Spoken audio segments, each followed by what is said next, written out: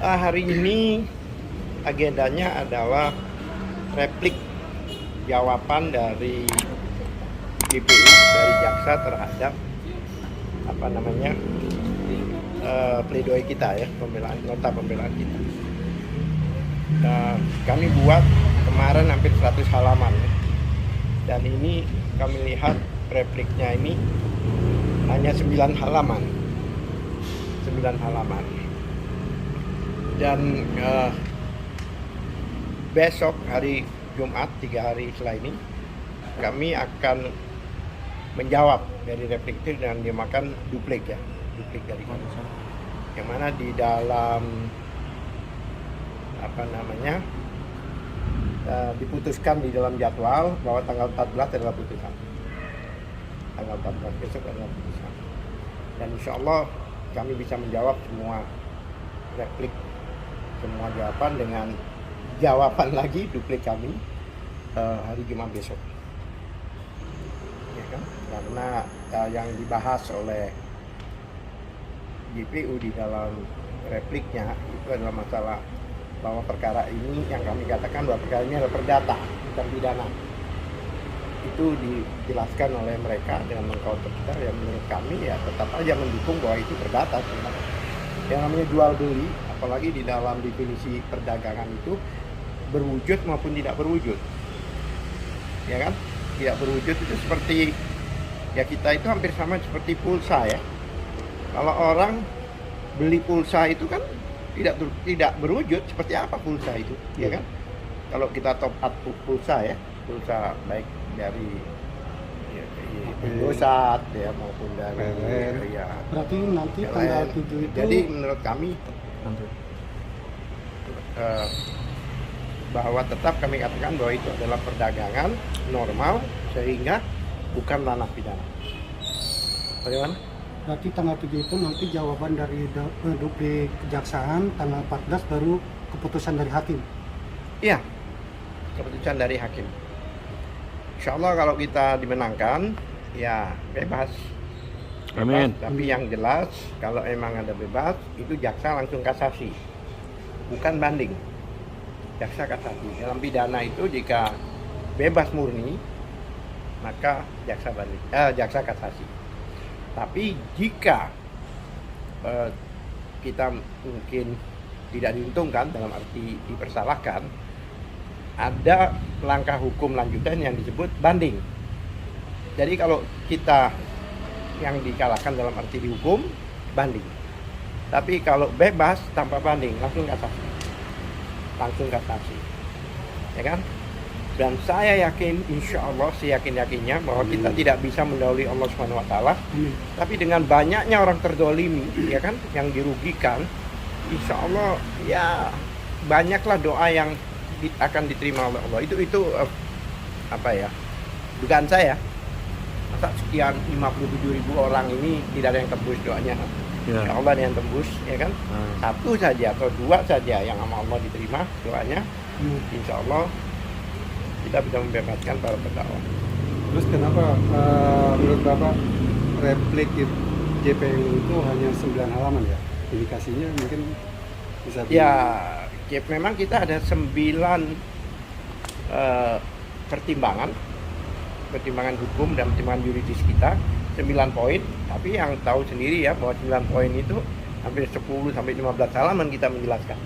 Tapi kalau saya lihat tadi rata-rata ya paling banyak tidak sampai 1 halaman.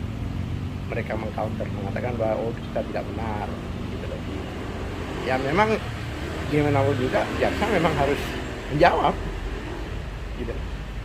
Kalau nanti seandainya memang kasasi, itu berarti AHY itu tetap di dalam.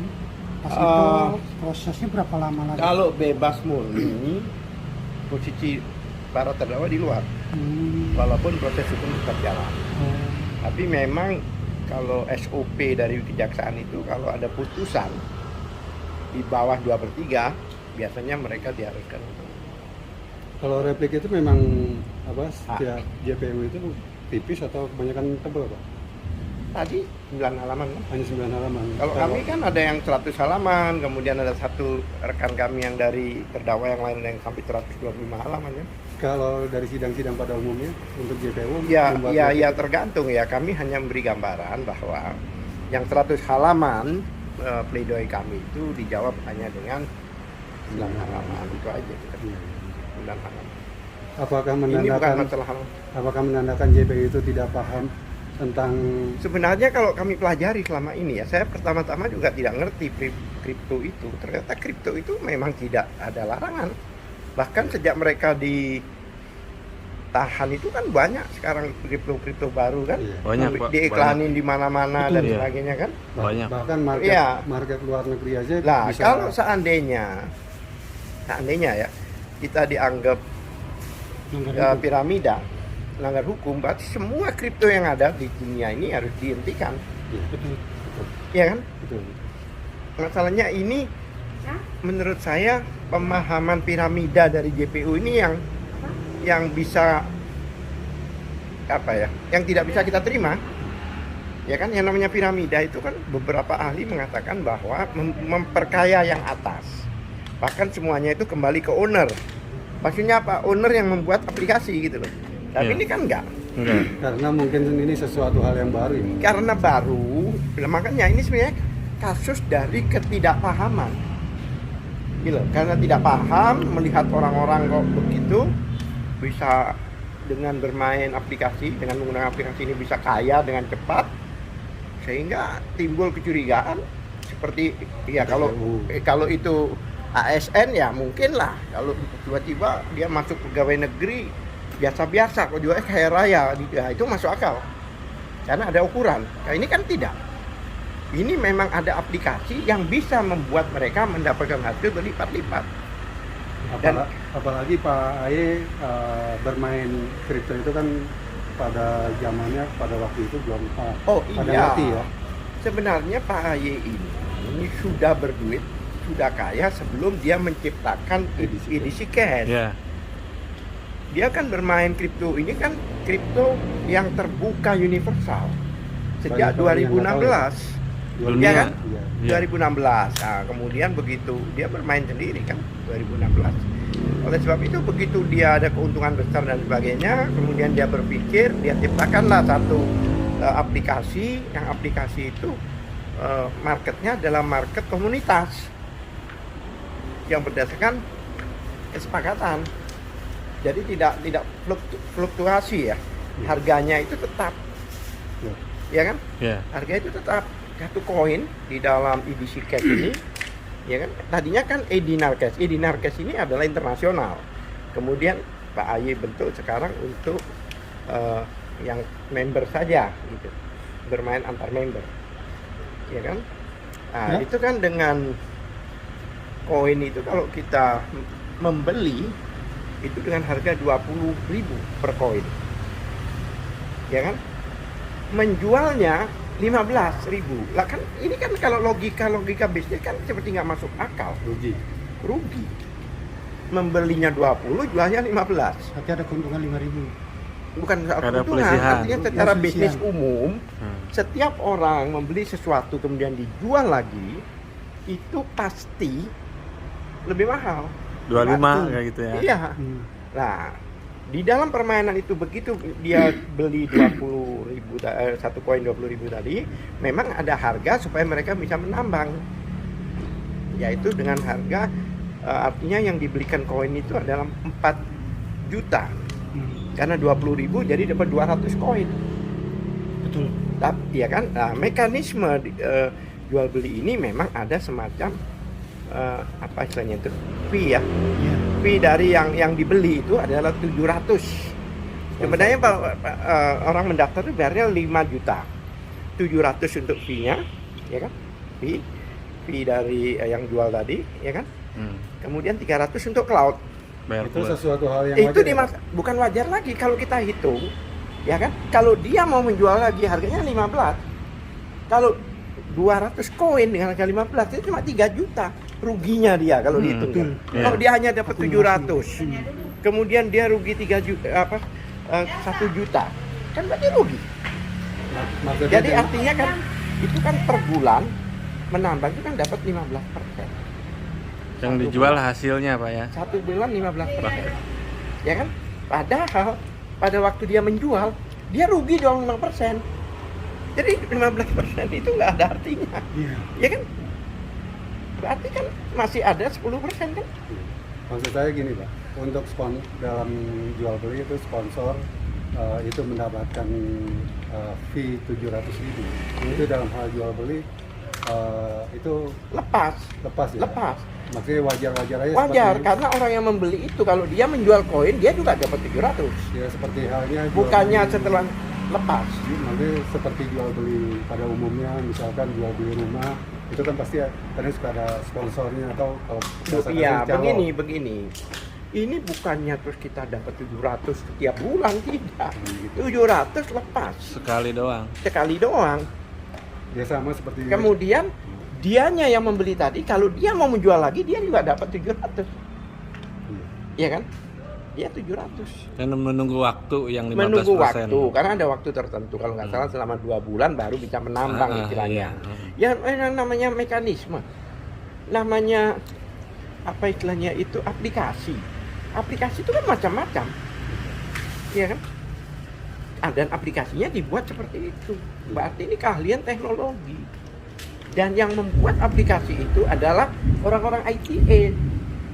Memang yang membayar orang ITA membuat aplikasi itu AY, tapi AY sendiri nggak tahu cara menggunakannya itu. Berarti institusi ini baik jaksa, hakim itu harus mengikuti perkembangan zaman berarti. Bukan, ya seharusnya begitu. Artinya begini, dulu kan Gojek juga pernah dimasalahkan. Iya betul. Bagaimana kalau kita dari Bekasi ini mungkin ke Cibubur contohnya, atau berapa ke Cibubur itu biasanya kalau naik ojek 50.000, tapi dengan adanya aplikasi hanya 2.000 dia bayar. Nah kok aneh kan? Nah pada waktu itu kan taksi protes, Organda protes, ini protes, akhirnya jalan tengahnya apa? Dimasukkan aja semua ke aplikasi. Bahkan Bluebird pun punya aplikasi. Iya. Ya sudahlah, kalian ikut saja sekalian di sini gitu loh. Ya kan? Berarti dalam arti kata di dalam persidangan ini kita untuk bukti- Kalau nampaknya jangankan hakim, jaksa, ya kan? Saya sendiri sebagai PH itu juga nggak ngerti awal-awalnya. Tapi begitu karena kita mengikuti persidangan, akhirnya kami paham. Oh begini ya, Ton. Ada apa ini gitu? Ya. Kemudian dengan diblame bahwa ini investasi bodong, itu sudah ngawur. Kenapa? Dia tahu nggak definisi investasi bodong? Namanya investasi bodong itu semuanya dirugikan. Contohnya ada dulu ya, first travel apa, orang udah Iya. bayar tapi nggak berangkat. Ini kan enggak. Berarti Bapak merasa bersyukur ya bisa menangani Satu ya, alhamdulillah saya jadi ahli hukum etiket yang pertama di Indonesia. Amin. Karena saya mengalami dan bukan etiket, artinya kripto. Buktinya kemarin ada gugatan PKPU. Ini kan jual beli yang sifatnya terlepas. Tidak ada hutang piutang. 2 kali kita ada yang mohonkan PKPU kan? Apa yang terjadi? Kita amputasi. Kita menang. Yang pertama itu coba bayangkan, hanya kurang sekali sidang. Karena kita tidak tahu bahwa kita digugat. Hanya sekali. Minggu depan kami harus bikin kesimpulan, minggu depannya udah putusan. 2 kali untuk kesaksian, pemeriksaan saksi, kami tidak ikut. Tapi karena memberikan pemahaman yang komprehensif bahwa ini bukan hutang piutang, tidak ada kreditur debitur, apa yang terjadi? Ditolak permohonannya. Ya kan? Iya. Seperti itu kan? Nah, ya seperti itu juga akhirnya hakimnya paham. Nah, di sini pun juga begitu. Makanya majelis pun juga banyak belajar di sini. Awal-awalnya dia bingung, kok bisa? Ya kan? Jadi agak sedikit tertarik kayaknya. ya, Iya, Pak. dengan bayar 5 juta sebagai data, dalam 3 tahun bisa dapat 400 juta. Bagaimana mungkin dia bilang? Tapi begitu mengikuti akhirnya sama-sama belajar, baik saya maupun majelis hakim jadi paham. Nah sekarang masalahnya, kalau ada orang yang bilang dirugikan, kemudian ada yang bilang diuntungkan, ya sekarang kita lihat berapa yang diuntungkan, berapa yang dirugikan. Kalau dia bilang saya dirugikan, kenapa tidak melapor? Ya kan, faktanya orang yang datang itu bilang dirugikan, tapi tidak melapor. Sedangkan yang melapor ternyata hanya satu orang. Satu orang tuh Pak ya. Satu orang. Masa satu orang ini paling benar? Semuanya 57.000 seluruh Indonesia salah. Ya, ini kan logika kebalik. Iya. Kemarin diklaim seolah-olah 57.000 itu adalah mereka. Faktanya perwakilannya ratusan orang tiap kali sidang ada di sini. Taman. Iya, faktanya kan. Ya kan? Jadi kalau logika berpikir itu kan, oh ini berarti yang salah, oh ini yang salah. Contohnya ya sederhana, ini nggak ada hubungan sama itu. Kita bicara pelajaran di kelas. Gitu ya. Pelajaran di kelas. Jika yang tidak bisa itu 1-2 orang murid, berarti muridnya yang salah. Iya. Betul. Tapi kalau semuanya tidak bisa, berarti gurunya yang salah. Betul. Ya kan? Iya. Ya yang besar itu adalah yang benar. Hmm. Begitu pula ini, 57 bilang diuntungkan, satu orang bilang dirugikan. Kenapa hakim harus mempertahankan Iya. satu orang ini? Iya betul. Itu pertanyaan saya. Hmm. Ya kan, kalau emang harus membela ini kan timbul pertanyaan, ada apa? Kan begitu, Hmm. ya kan? Begitu. Nah, itu logika berpikiran sederhana aja. Terima kasih Pak. Ya.